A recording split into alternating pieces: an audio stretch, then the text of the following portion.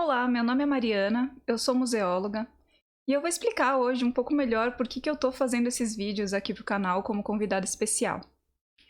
Eu fui aluna do Memórias Construídas em 2009, eu acho, e foi o primeiro contato que eu tive com restauro. Eu lembro muito bem do dia que eu conheci o curso, foi porque estava passando uma reportagem no Metrópolis, um programa da TV Cultura. Eu estava assistindo com meu pai e eu comentei, é isso que eu quero fazer. E acabei me inscrevendo para o curso e ele foi um curso extremamente importante para minha vida. Primeiro porque ele me deu essa direção para saber o que eu queria fazer ou não. Eu já sabia que eu queria trabalhar na área de patrimonial, eu já queria trabalhar com museus, eu já queria trabalhar com acervo, eu ainda não sabia como isso funcionava na época. Ele me abriu portas para fazer outros cursos em São Paulo. Eu fiz mais 2 cursos de restauro, colocando no meu currículo que eu tinha feito curso em Memórias, pedindo bolsa, e eu acabei conseguindo. Em 2011, eu fui para Pelotas fazer a graduação em museologia, e o primeiro trabalho que eu tive lá não foi como museóloga. Meu primeiro trabalho lá foi como restauradora. Eu era estagiária, artífice restauradora do Casarão 8, que hoje é o Museu do Doce. Então, se algum dia alguém visitar Pelotas e visitar o Casarão 8, saiba que naquelas paredes lá tem um pouquinho do meu trabalho e um pouquinho do que eu aprendi no Memórias também. Então eu espero que o Memórias tenha para vocês a mesma importância que ele teve para mim e que ele direcione vocês também para pensar melhor sobre o que é patrimônio, sobre a importância que o patrimônio tem para a nossa vida e, sobre todo esse leque de opções de áreas que acabam se abrindo para a gente. Queria agradecer o convite da Ana por estar fazendo esses episódios especiais aqui no canal do YouTube e falar que tem sido muito legal poder compartilhar um pouco da minha experiência, de museus, e um pouquinho sobre o que eu vivi e um pouquinho sobre o que eu faço. Então hoje a gente vai falar um pouco sobre um tema que vai fundamentar os outros vídeos que a gente vai fazer e as atividades que nós vamos desenvolver. Sim, vão ter atividades, não vou ser só eu falando aqui com vocês. Eu preparei algumas coisas bem legais que eu espero que vocês se divirtam com os experimentos aí na casa de vocês. Quando a gente pensa em museu, a primeira coisa que vem na nossa cabeça é a exposição, porque é o que a gente acaba vendo mais. A gente entra em um museu e a gente vê o acervo exposto, a gente vê a história que ele está contando pra gente, a gente vê os objetos em vitrines, mas isso ele é só um pedacinho do que acontece em um todo muito maior do que é o museu. Existem 3 grandes eixos dentro de uma instituição museológica. É o que a gente chama de tripé da museologia. Eu estou falando da preservação, ou salvaguarda, da comunicação e da pesquisa. Quando a gente pensa em um museu, a gente tem que pensar que uma coisa não funciona sem a outra. A gente não consegue ter uma boa exposição se a gente não tiver uma boa pesquisa de acervo. E a gente não consegue ter uma boa pesquisa de acervo se os acervos não estiverem armazenados corretamente, não estiverem sendo higienizados, se eles estiverem com infestações de insetos, fungos. Tudo isso vai prejudicar a pesquisa, que vai prejudicar a exposição também e vai prejudicar todo o trabalho dentro da instituição. Claro que quando a gente fala em comunicação, a gente não está falando apenas de exposições, nós estamos falando também de publicações, de ações educativas, de toda uma gama de ações que chegam ao público diretamente. Quando a gente fala em pesquisa, nós temos a pesquisa do acervo, nós temos o trabalho de pesquisadores externos dentro da instituição, também pesquisando o acervo, pesquisando a própria instituição. Nós temos a pesquisa feita para exposições, entre outros. Mas o que eu quero focar com vocês, pensando que é um curso de restauro, é a questão da preservação do acervo. As ações de preservação dentro de uma instituição museológica, elas têm como objetivo aumentar a longevidade do acervo, retardar os processos de degradação e de envelhecimento naturais do acervo. Sim, naturais. Por quê? Porque os objetos eles têm um ciclo de vida, tanto institucional quanto fora da instituição. Eles têm a vida pregressa, que é a vida deles antes da instituição, quando eles tinham o caráter utilitário. Então, a caneta servia para escrever, o relógio servia para ver horas. E quando eles entram na instituição e passam pelo processo de musealização, passam a ter uma trajetória institucional. Ou seja, eles vão nascer nesse momento e depois eles vão se desenvolver participando de exposições, participando de atividades educativas, participando de pesquisas. E, eventualmente, eles vão morrer, eles vão se degradar. A ideia das ações de conservação preventiva, de salvaguarda, de preservação, é que a gente consiga retardar o processo de envelhecimento deles. É fazer com que, durante o máximo de tempo possível, eles tenham uma vida saudável e feliz dentro da instituição. Esse ciclo de vida dos objetos é o que a gente chama de biografia do objeto. E é interessante que tudo isso seja registrado na ficha dele, né? Que é como se fosse a identidade dele. Tudo que ele faz é registrado sobre um número.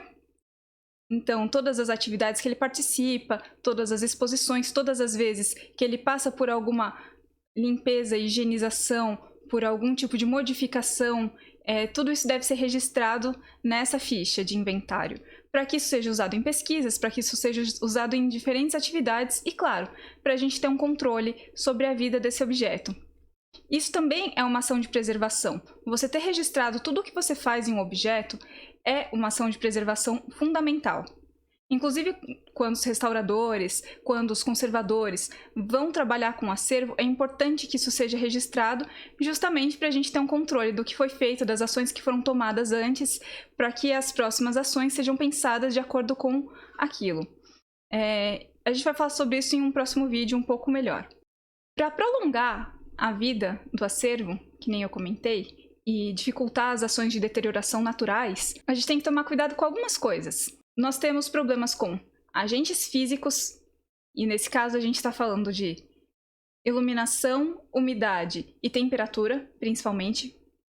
Nós temos os agentes biológicos, e aí a gente está falando de insetos, fungos, roedores, né? Todo tipo de vida que pode afetar o acervo diretamente. Nós temos também os agentes químicos, e aí a gente está falando de poluição, de poeira, mas também de limpeza inadequada. Se o acervo ele fica em um espaço onde há um serviço de limpeza que utiliza produtos muito nocivos, água sanitária, detergentes fortes, produtos com odores muito fortes, tudo isso pode acabar interferindo e degradando o acervo. Todas essas ações de cuidado, de conversar com as equipes que trabalham e que entram dentro dos espaços onde tem o acervo também são ações de preservação e salvaguarda. Nós temos os agentes mecânicos, e nesse caso a gente está falando principalmente do manuseio humano. Tanto do transporte errado do acervo, né, que sempre que alguém trabalha com conservação vai pensar em rotas para fazer o transporte de um espaço para outro, em embalagens adequadas para condicionar o acervo e levar de um espaço para outro. A gente está falando também de pessoas manuseando o acervo sem luvas ou com equipamentos errados. A gente está falando também de ações de vandalismo que acontecem também dentro e fora da instituição. O cuidado com todos esses agentes faz parte da ação, né, de trabalho e da força-tarefa da equipe de conservação e restauro de uma instituição museológica. Todas essas ações são ações de conservação preventiva, mas a gente sempre tem um lema na instituição museológica. Você primeiro protege o acervo e, em último caso, você restaura. Vocês sabem, o restauro é feito quando não tem mais o que fazer. Ele é o último passo. Antes disso, a gente tem que ter todos os cuidados de manuseio, de transporte, de acondicionamento, para evitar que a gente precise fazer uma intervenção definitiva em um objeto. Claro que as ações de higienização, as ações de limpeza mecânica, de limpeza química, elas são necessárias, mas as ações de intervenção mesmo, né, de recolocação de partes, de colagem, de afixação, elas devem ser sempre a última alternativa. É melhor a gente evitar que um objeto quebre do que a gente precise restaurar esse objeto. Uma das principais ações para a preservação do acervo é o controle ambiental. Lembra que eu falei que um dos principais agentes de deterioração são as condições físicas do espaço? Então a gente tem que ter um monitoramento constante da temperatura, da luminosidade e da umidade do ambiente. Esses três agentes, eles são extremamente nocivos. Vocês já repararam que um acervo de papel ele é muito sensível à umidade? Se a gente tiver com um acervo em um espaço com pouca umidade, ele vai acabar craquelando. Você vai conseguir vê-lo craquelar, ele resseca. Se a gente tiver muita umidade, acaba criando fungos. Isso acontece com todo tipo de material, alguns são mais sensíveis e outros são menos sensíveis, mas em alguma medida todos têm um processo de ou oxidação, ou eles acabam originando fungos, sempre que há um excesso de umidade. E a luminosidade também interfere profundamente no acervo. Vocês já deixaram alguma cortina, algum pedaço de pano exposto ao sol por muito tempo? Se vocês fizeram isso, vocês vão perceber que ele acaba perdendo a coloração. A gente vai fazer um experimento sobre isso no próximo vídeo. Então, a incidência de luz ela é realmente um vilão para o acervo. A luz ela sempre vai acelerar o envelhecimento. É por isso que a gente usa protetor solar, para se proteger do sol. A gente sabe que os raios UV são extremamente prejudiciais para materiais orgânicos. Então é isso por hoje. A ideia foi trazer uma base, sobre a parte de preservação dentro de uma instituição museológica, quais são os principais cuidados. E nos próximos vídeos a gente vai fazer alguns experimentos relacionados a isso. A gente vai conversar sobre essa questão da luminosidade, sobre a questão do armazenamento, sobre o processo de biografia dos objetos. Eu espero que vocês tenham gostado, que vocês estejam gostando dos vídeos. Queria agradecer novamente pelo convite. Então é isso. Tchau, tchau!